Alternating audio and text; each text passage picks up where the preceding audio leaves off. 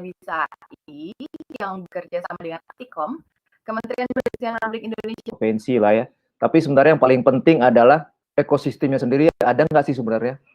Jadi untuk bisa dipercepat itu sebenarnya ekosistem teknologi 5G-nya harusnya sudah ada. Masalah implementasi, percobaan, kemudian masalah aspek security-nya, aspek keamanan yang berhubungan dengan kesehatan, yang berhubungan dengan data, mungkin kita urus, ada yang ngurusnya lah. Tapi dari sisi ekosistemnya, nah kita melihat di sini percobaan-percobaan yang dilakukan di smart manufacture seperti yang disebutkan oleh Pak Handoko tadi, sangat detail, itu sudah pernah dicobakan oleh beberapa operator 5G wannabe di Indonesia. Jadi secara peluang, apalagi di pandemi corona ini sebenarnya saya melihat persiapan 5G bahkan tidak kendor. Karena saya lihat banyak vendor-vendor atau teman-teman kita yang bekerja di infrastruktur, mereka sekarang lagi menyiapkan fiber.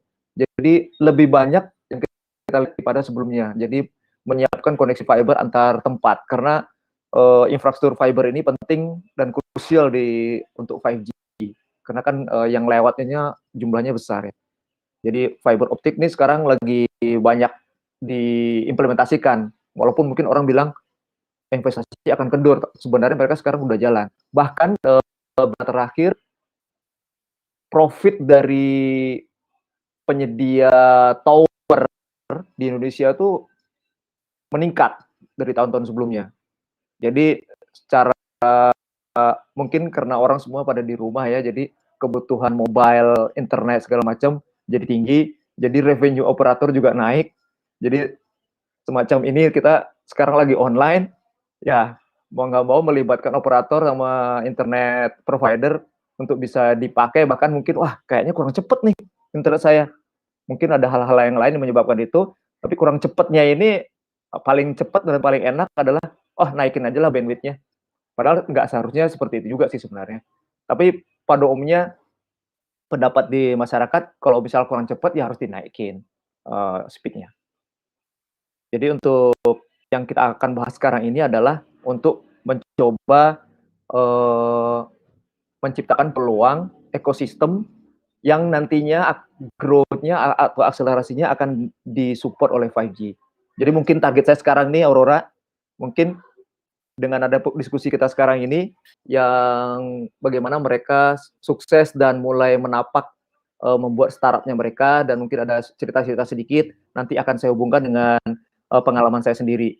Jadi di sini saya ambil ada beberapa topik dari Harvard Business Review, nanti kita lihat apa yang kita kerjakan, ya kalau boleh dibilang mencintai apa yang kita kerjakan. Mungkin orang bilang bahwa passion-nya ya, sebenarnya passion not everything, tapi kalau dia nggak passion tapi nggak ada keinginan untuk menjalankan passion itu ya percuma juga. Jadi kita lihat bahwa komitmen ini didahulukan, kemudian baru bisnisnya. Jadi yang harus ditanyakan adalah pada saat kita menyiapkan bisnisnya, pada saat kita mau menjalankan bisnisnya itu, apakah kita percaya dan mau mengerjakannya untuk jangka panjang. Jadi bukan istilahnya bukan shortcut advance knowledge lah dari bisnis idenya. Jadi dari situ kita bisa lakukan riset di industrinya, kemudian kompetisinya seperti apa, kemudian bagaimana kita membedakan diri kita sama yang lain. Jadi bisnis idea itu bisa apa aja. Tapi berikutnya adalah kita harus mendevelop bisnis idenya itu dengan skills dan knowledge kita. Dari sisi kompetisi marketnya, kemudian dari sisi bagaimana kita memperbaiki diri kita dari yang lainnya. Nah itu bisa kita bawa ke teman-teman, ke keluarga, atau mungkin seperti webinar ini mungkin didiskusikan boleh. Kemudian juga mungkin nanti kalau misalnya ada teman-teman yang punya advisory board atau advisory team, atau mungkin bahkan diikutkan di kompetisi untuk mengasah bisnis idenya itu dan skillsnya itu benar-benar jalan atau tidak. Kemudian dari situ kita bisa nanti nge-build jaringan kita, ikut komunikasi dengan tadi advisories, kemudian event-event industri seperti webinaris salah satunya. Jadi kita memperluas network kita supaya kita tahu juga sebenarnya di luaran sana itu seperti apa sih. Jadi kita nggak hanya digitally boundary-nya itu di yang kita tahu aja, tapi dari luar juga kita baiknya ada perhatian juga. Selanjutnya, prinsipal yang berikutnya itu kita pastinya kita harus fund bisnisnya. Jadi kita harus biayain bisnisnya. Tapi yang paling penting lagi adalah walaupun kita fund bisnisnya, kita jangan misalnya, wah bisnisnya ini harus bisa menggaji saya lebih bagus daripada kalau saya kerja dong, harusnya. Ya nggak bisa juga kayak gitu, karena kan fund bisnis ini siapa yang mau bayar dia untuk bisa mengerjakan ini, dan benefit apa yang bisa kita dapat. Yang harus diperhatikan adalah untuk fund bisnis ini kita harus melihat bottom line-nya. Jadi benar-benar ongkos itu ditekan serendah-rendahnya untuk bisa memaksimalkan hasilnya. Nah, untuk bisa fund bisnis ini biasanya kita kan dari diri kita sendiri, kalau misalnya kita punya tabungan, atau dari teman-teman yang mungkin percaya sama kita, kemudian dari apa namanya, dari event-event tadi yang saya sebutkan tadi, kemudian dari advisory. Jadi ini kalau boleh di metodologi yang ilmiahnya bootstrapping namanya. Jadi bootstrapping itu benar-benar kita kelola sendiri secara modalnya. Tapi memang tidak semua orang bisa seperti ini ya. Jadi mereka juga perlu juga sesuatu yang diinjek. Jadi ada ide ini dia harus dapat injeksi dari luar, karena dengan hanya mengandalkan bootstrapping aja sepertinya tidak berhasil mungkin dari sisi perhitungannya. Nah, dengan kayak gini mungkin dengan seperti ini mungkin harus cari partner atau co-founder yang bisa membantu di cash flow-nya dari sisi bisnisnya. Atau mungkin dicarikan founder manajemen yang istilahnya third party-nya yang untuk arranger-nya. Bahkan mungkin lebih heboh lagi, mungkin kalau misalnya nggak punya saving tapi punya aset, dari asetnya mungkin bisa dipakai untuk membiayai bisnisnya. Nah itu prinsip berikutnya. Selanjutnya, nah ini mungkin tidak kalah pentingnya, biasanya kalau kita sudah sibuk bekerja, nggak usah punya bisnis sendiri ya, bekerja di perusahaan aja, itu kita biasanya life kita akan berubah. Jadi akan ngikutin gaya culture perusahaan itu. Nah, dengan adanya startup atau entrepreneur ini diharapkan sebenarnya kita jangan lari dari kehidupan kita sendiri. Jadi walaupun kita sudah melakukan entrepreneurship, jangan mudah terganggu dengan teman, keluarga, dan mungkin kesenangan pribadi atau hobi pribadi. Jadi tetap harus memperhatikan hal-hal ini, karena dari tadi itu prinsip emosional itu sebenarnya kan di lingkungan kita yang akan ada impact-nya. Jadi kalau misalnya kita marah-marah dulu karena nggak berhasil, atau saking senangnya jadi melupakan lingkungannya. Nah ini yang kita harus integrate life kita, harus bisa fit in bisnis kita tadi, harus bisa fit activities-nya, terutama harus bisa fit in dengan kehidupan keluarga atau your lifestyle, your life-nya balance life-nya itu harus fit in. Mungkin nanti kita bisa lihat dari sisi kalau ada yang mau didiskusikan, ini termasuk misalnya biasanya kita weekend car free day, misalnya sekarang udah nggak pernah lagi. Biasanya kita tidurnya jam 10, jam 11, wah sekarang jam 2 aja masih belum ngantuk gitu misalnya. Model-model seperti itu mungkin akan efek ke potensi kita untuk bisa punya kekuatan untuk bisa melanjutkan bisnis idenya.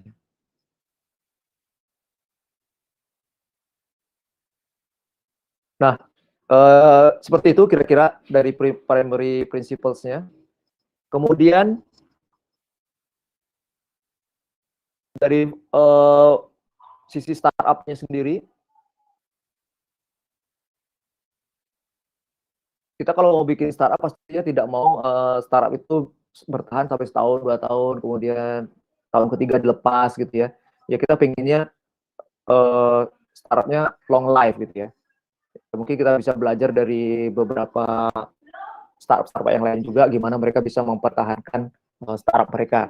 Biasanya di dekade kemarin ini, mereka melihat startup itu adalah growth, pertumbuhan, growth rates. Jadi kalau nggak 2 kali ini startupnya nggak bunyi nih. Jadi misalnya tadinya 100 pelanggan, berikutnya harus 200, bahkan harus 10 kali lipat. Nah, itu baru startup yang diharapkan growth-nya. Jadi untuk mendapatkan perhatian dari investor, biasanya mereka yang dilihat adalah growth-nya, pertumbuhannya. Jadi harus menang di marketplace-nya, di marketnya. Nah, untuk ini sebenarnya kita melihat bahwa kita kan harus ada persiapannya untuk bisa bertahan. Jadi ada beberapa ini ada beberapa elements yang kita bisa perhatikan untuk bisa mempunyai startup yang punya kekuatan atau foundation yang bagus. Ini yang pertama adalah yang kita bawa startupnya itu biasanya orang memang mungkin selama ini mungkin juga not wondering kalau sedikit startup yang bisa berhasil. Ya mungkin orientasinya atau frameworknya itu adalah financial achievement. Jadi sebenarnya startup itu kita harus bawa ke framework yang value-nya itu sosial ada impact sosialnya. Karena impact sosial ini akan bertahan lebih lama daripada financial.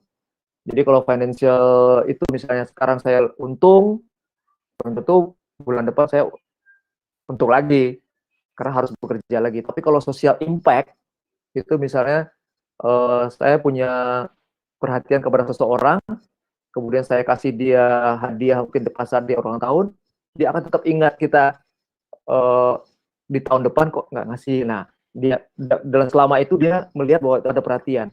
Jadi ini hanya salah satu contoh kecil aja. Jadi yang harus diperhatikan adalah kita gimana membawa bisnis idea atau startup kita itu punya social impact. Jadi harus ada semacam misionarisnya lah ya. Jadi perusahaan kita itu harus punya misionarisnya. Kira-kira ke depan itu mau ngapain sih? Apa sih yang value yang mau dibawa?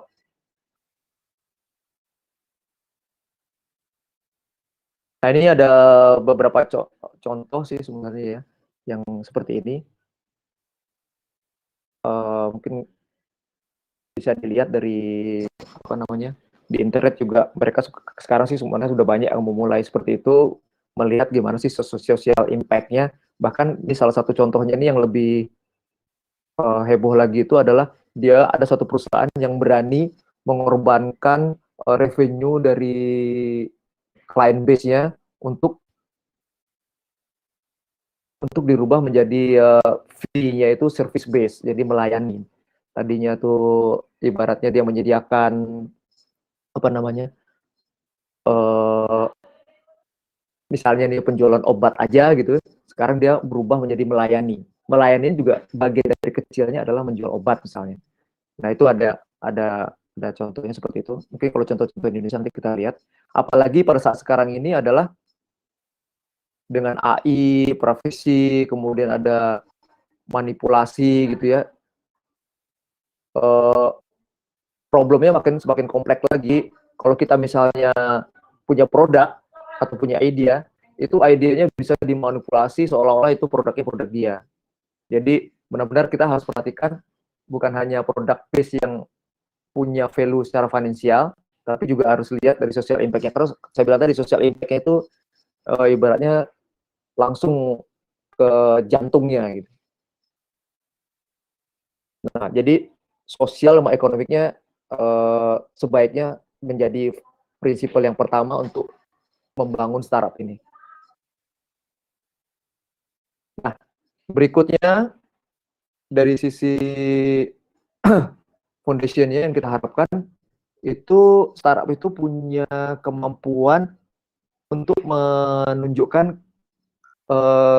apa namanya, potensinya atau ability-nya. Jadi harus bisa menunjukkan bahwa kita punya kemampuan ini loh. Misalnya contohnya tadi Pak Handoko misalnya menunjukkan, wow saya bisa nih bikin smart factory misalnya. Ya, kita harus tunjukkan bahwa kita bisa bikin. Berarti kan kita harus punya knowledge, kemudian tim, kemudian plan. Nah, kemudian baru kita ngomong bagaimana kita mengeksekusinya. Bagaimana kita mengeksekusinya. Yang ketiga baru kita lihat kita menjalankannya. Jadi yang paling utama sebenarnya yang di awal-awal adalah gimana kita harus ngebangun supaya kita punya kemampuan itu. Jadi ini salah satu contohnya di tulisan di Harvard Business Review ini, contohnya itu American Express nih contohnya. Jadi di American Express itu mungkin kita bingung ya, American Express itu sekarang kan di dunia finance terutamanya. Padahal di awal-awalnya itu mereka itu adalah service untuk benar-benar express, jadi delivery, express business.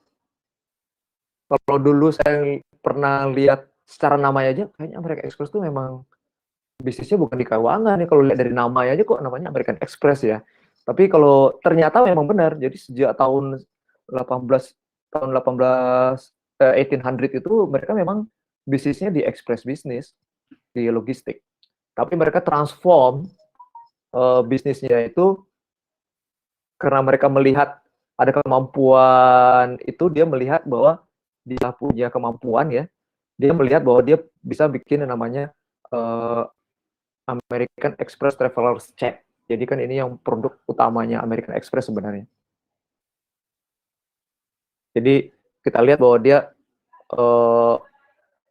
melihat dari luar gitu ininya, apa namanya, opportunity-nya, bahwa dia punya potensi, bisa demonstrate uniknya dia, kemudian dia mengeksekusi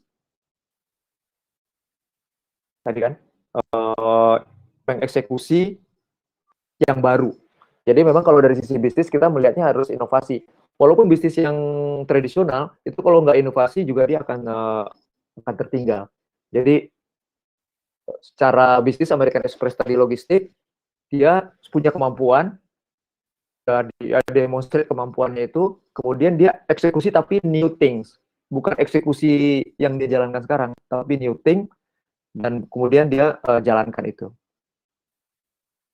Nah, contoh yang ngetren sekarang misalnya itu bisnis cloud computing misalnya. Kita lihat misalnya Microsoft. Microsoft itu dulunya kan jualan software aja. Jualan software udah lama banget.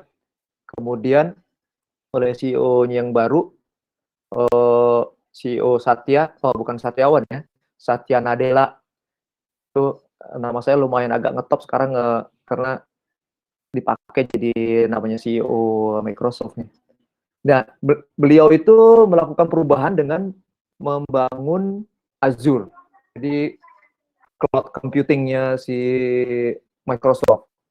Jadi walaupun Windows itu core-nya kita pakai metodologi analisa SWOT, strength-nya kita apa? Kalau misalnya mungkin dari mahasiswa, mungkin kok saya belum punya strength-nya ya? Oh, enggak, bukan seperti itu juga. Misalnya kita lihat ke belakang kita, kalau memang kita fokus di self enrichment dari sisi apa namanya, personality, kemampuan, itu kita bisa lihat strength kita, yang kita ability kita bisa demo.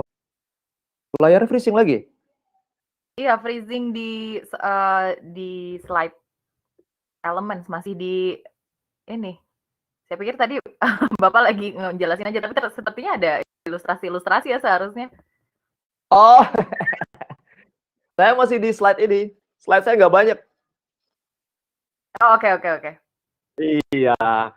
Saya sebenarnya harapan saya dengan adanya diskusi ini, kita nanti kalau misalnya ada pertanyaan-pertanyaan, nanti dari pertanyaan itu kita bisa explore kira-kira hubungan dengan slide saya itu seperti apa. Jadi saya masih Oke. di startup foundation elements, ability Oke. first, second, act third. Itu ya. Oke. Panjang deh ceritanya ya. Kenapa, Pak? Kepanjangan saya Oh, ceritanya. enggak. Iya. Cuman karena saya nggak bisa lihat apa kursor atau apa gitu, takutnya freeze. Oh, oke. Iya. Oke, jadi kita masuk ke elemen yang kedua ke tadi. Kemudian elemen yang ketiga itu adalah scalable system of leadership. Nah, ini mungkin saya agak jelasin sedikit. Biasanya kalau kita punya startup itu kita rely on founder ya. Kalau boleh dibilang founder driven decision. Jadi apa-apa tuh founders harus menguasain. Nah, mungkin kalau kita mau buat long lasting startup, ya mungkin di awal-awal oke lah untuk memastikan bahwa jalan startupnya. Tapi buat membuat company yang besar gitu ya, kita berharap semua pasti company besar ya. Nah, itu kita harus lebih memikirkan system of leadership-nya itu nanti seperti apa. Jadi kalau contoh di artikel yang disebutkan yang saya review ini itu di Walt Disney misalnya. Jadi Walt Disney itu awal-awalnya mereka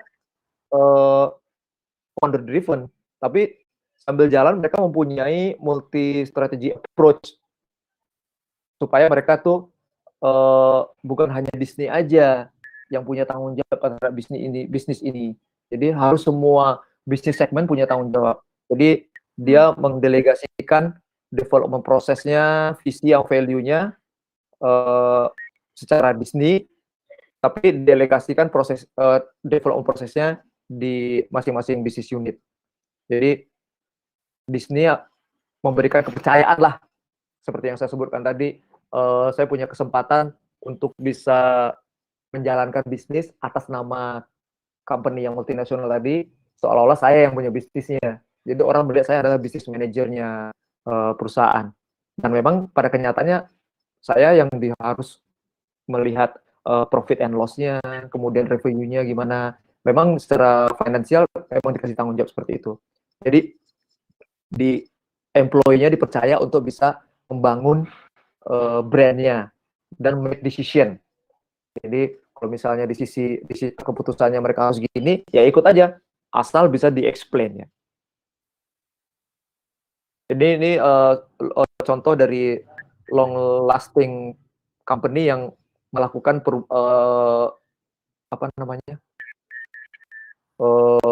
scalable system of leadership. Nah, di elemen yang terakhir yang tidak kalah pentingnya, ini yang sebenarnya memang harus dijaga adalah endurance-nya. Jadi ketahanan perusahaannya sendiri secara society dan secara ekonomik. Jadi ekonomik pastinya kita halo.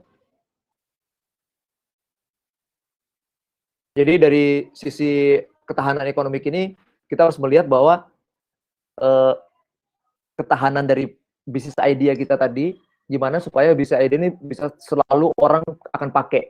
Jadi misalnya sekarang kita punya bisnis idea untuk bisa handle COVID-19 misalnya. Tapi nanti setelah post COVID-19 kita ya harus bisnis idea ini harus tetap bisa jalan. Jadi gimana cara kita memikirkan itu, ketahanannya seperti apa. Nah ini mungkin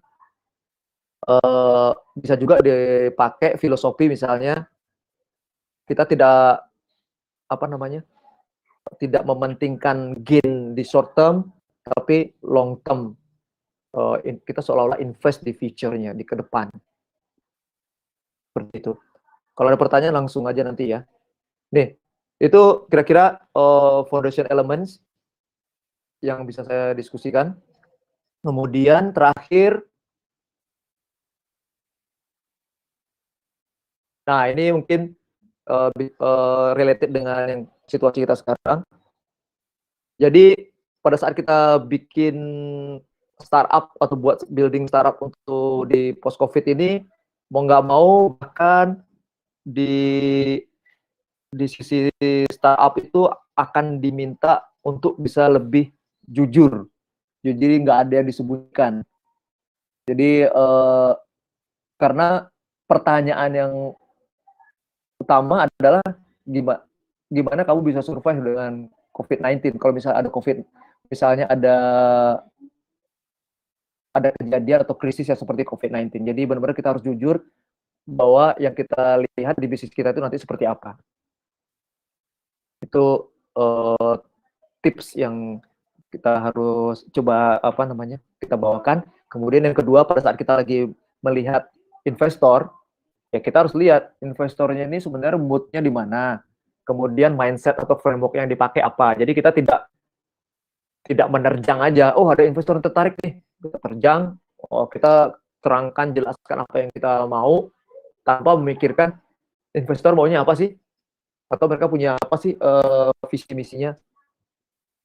Nah mungkin mulai kita lihat di post-COVID era ini, kita harus mulai melihat mindset dari investor. Kemudian hal yang ketiga adalah mungkin bagi anak-anak muda atau mungkin siapa aja mungkin ya sebenarnya, kalau gue bikin startup, wah gue mau jadi unicorn, bahkan mungkin dekakorn gitu ya. Tapi mungkin di building startup itu kita harus benar-benar bahwa kita tuh bukan siapa-siapa. Nah, untuk bisa menjadi siapa-siapa gimana caranya? Jadi benar-benar kita harus memposisikan diri kita ya, kalau bilang low profile lah. Nggak usah terlalu, wah gue nanti akan jadi, nanti bakal bisa jadi besar gini Pak ini. Mungkin kita harus lihat bahwa kita mulainya tuh udah benar dulu. Bahwa kita walaupun jalannya lambat, tapi kita jalannya pasti. Jadi think low nih kalau boleh di termnya. Kemudian juga kalau misalnya kita punya investor, ya kita harus membawa investor itu ke tadi yang mindset. Kemudian secara bisnisnya ya kita harus open, terbuka dan transparan ya. Apa yang kita kerjakan, apa yang kita rencanakan. Karena kan kita bersama-sama investor ini untuk menjalankan bisnisnya. Jadi jangan sampai ada hal-hal yang tidak dibicarakan. Walaupun mungkin kita anggap itu nggak penting, kayaknya nggak penting ini. Ya, penting nggak pentingnya itu kalau kita sudah bicarakan. Kalau misalnya, itu nggak penting, ya udah, berarti kita nggak usah bicarakan. Jadi transparansi ini penting sekali untuk bisa mendapatkan bahwa bisnis ini bukan kita aja yang jalankan, tapi banyak yang berkepentingan di bisnis ini. Hal lain yang untuk meningkatkan ability kita tadi adalah ya kita coba cari advisor atau mungkin coach ya, business coach yang kita anggap strong untuk bisa bantuin startup kita. Ya, kalau bisa punya board itu lebih bagus lagi. Jadi benar-benar involved di strategik sama operationnya. Jadi diharapkan bisa memperkuat tim startupnya sendiri. Dan berhubungan dengan COVID, ya kita melihat juga bagaimana kita nanti punya plan kalau misalnya COVID era ini getting worse dan akan change things. Nah itu kita harus lihat gangguan-gangguan ini ke bisnis idea kita seperti apa. Nah ini hal-hal yang kira-kira harus diperhatikan untuk building startup di post-COVID era. Oke, selanjutnya silakan kalau misalnya ada pertanyaan. Tadi mungkin saya mencoba menanggapin sedikit penjelasan presentasi dari Pak Handoko tadi. Kenapa di Korea mereka UMKM bisa punya daftar supplier? Ya itu tadi, di sini di Indonesia kita daftar supplier kita aja disembunyi-sembunyi, jangan sampai ada yang tahu ya, nanti kalau ketahuan nanti kita jadi ada kompetisi. Nah ini kita di platform Framework to Pay yang kita lagi kembangkan sekarang itu adalah gimana caranya menghubungkan seluruh supplier. Ini framework teknologi yang kita pakai untuk komunitas. Jadi komunitas misal butuh supplier apa, harapannya nanti bisa disediakan si Tupai ini. Jadi transparan ininya, aksesnya. Jadi kalau memang yang punya barangnya apa, ya bisa diakses di sini, kita bisa share sama-sama dan bisa dipakai berkolaborasi bersama-sama. Sepertinya Aurora itu aja dari saya. Dengan adanya pembangunan digital startup ini, harapan kita punya ekosistem lah ya. Jadi ekosistem yang nantinya bisa diakselerasi dengan adanya teknologi 5G. Apalagi making Indonesia 4.0 ini udah aktif banget gaungnya. Jadi harapan ke depannya kita bisa berkontribut lah strategi nasional making Indonesia 4.0. Dengan itu 5G juga bisa aktif di Indonesia. Targetnya sih sebenarnya 5G itu di 2021 nggak salah ya, insya Allah. Jadi ada beberapa vendor yang sudah aktif sekali melakukan investasi yang tadi saya sebutkan di fibernya terutama.